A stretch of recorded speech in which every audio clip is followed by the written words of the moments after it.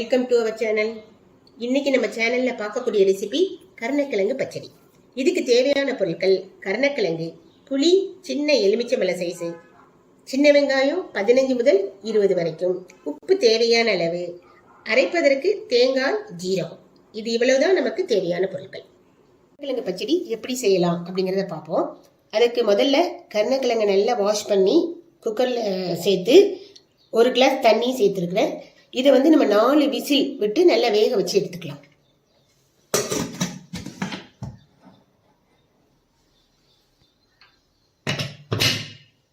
கிழங்கு குக்கரில் வேக வச்சு நான் எடுத்துக்கிட்டேன். பார்த்தீங்கன்னா இந்த பக்கம், அதாவது நீங்கள் சென்டரில் அப்படி ப்ரெஸ் பண்ணி பார்க்குறப்போ நல்லா சாஃப்டாக இருக்கணும். அப்படி இல்லைன்னா திருப்பி ஒரு தடவை வேக வச்சுருங்க. ஒரு 4 விசில் விட்டு வேக வச்சு எடுத்துருங்க. இந்த பக்குவத்துக்கு நம்ம வேக வச்சு எடுத்துக்கணும். இந்த உள்ள பாருங்கள், இந்த மாதிரி வெந்திருக்கணும். நம்ம அடுத்து இது செய்கிறத பார்ப்போம். அப்படின்னு ஆல்ரெடி இந்த கருணைக்கிழங்கை வேக வச்சு உரிச்சு வச்சிருக்கிறேன். இதை நல்லா நம்ம ஸ்மாஷ் பண்ணிக்கலாம்.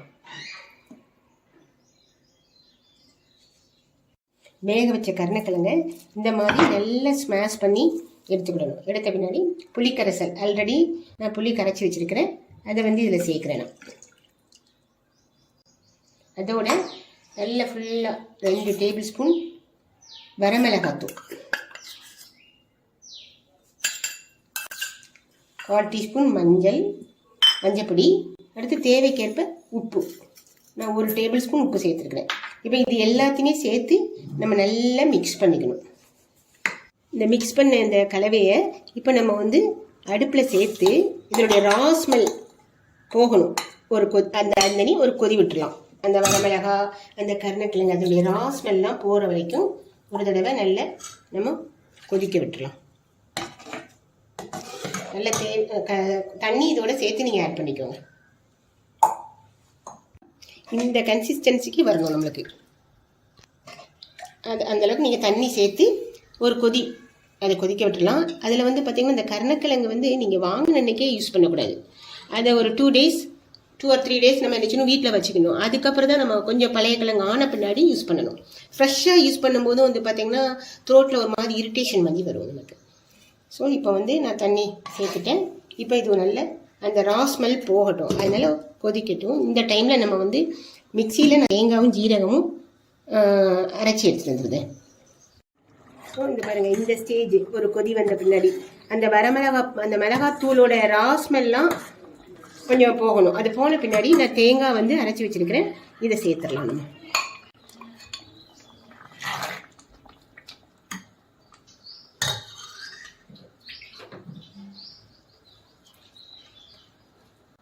இந்த தேங்காய் சேர்த்த பின்னாடி நம்மளை ரொம்ப கொதி விட வேண்டாம். ஒரு கொதி வந்தால் போதும். நம்ம ஆஃப் பண்ணி தாளிச்சு விட்டுற வேண்டியதான். தேங்காய் சேர்த்த பின்னாடி ஒரு கொதி வந்தாச்சு. இதை நம்ம ஆஃப் பண்ணிவிட்டு தாளிக்கலாம். இந்த குழம்பு ஆஃப் பண்ணிவிட்டேன். இப்போ நான் தாளிச்சு விட போகிறேன். இதுக்கு நல்ல 2 டேபிள் ஸ்பூன் நல்லெண்ணெய்,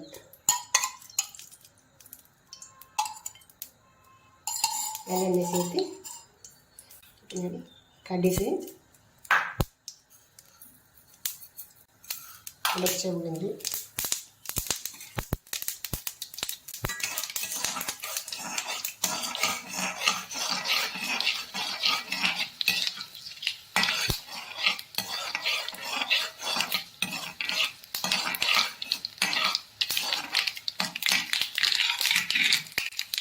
கருவேப்பிலை எப்பொழுதுமே நம்ம கிள்ளி போடும்போது தான் நல்ல ஃப்ளேவர் இருக்கும். அது மூணு கருவேப்பிலையாக பார்த்தா அதுக்காக பிச்சு போடணும். இந்த கருவேப்பிலை லேசாக பொரியணும்.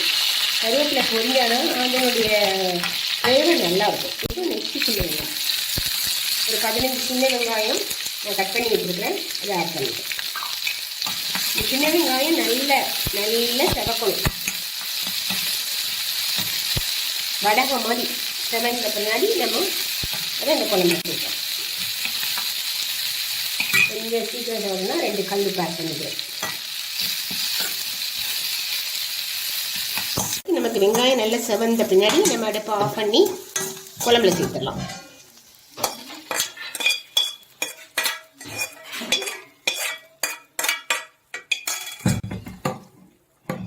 பாருங்க, டேஸ்டியான கருணக்கிழங்கு பச்சடி ரெடி ஆயிடுச்சு. இதை நம்ம சூடான சாதத்தில் விட்டு சாப்பிடும்போது ரொம்ப சுவையா இருக்கும்.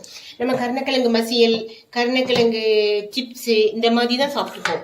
இது வந்து வித்தியாசமா இருக்கும், ரொம்ப நல்லா இருக்கும். நீங்களும் உங்க வீட்டில் செஞ்சு பார்த்துட்டு அந்த ஃபீட்பேக் கொஞ்சம் எனக்கு தெரிவிங்க.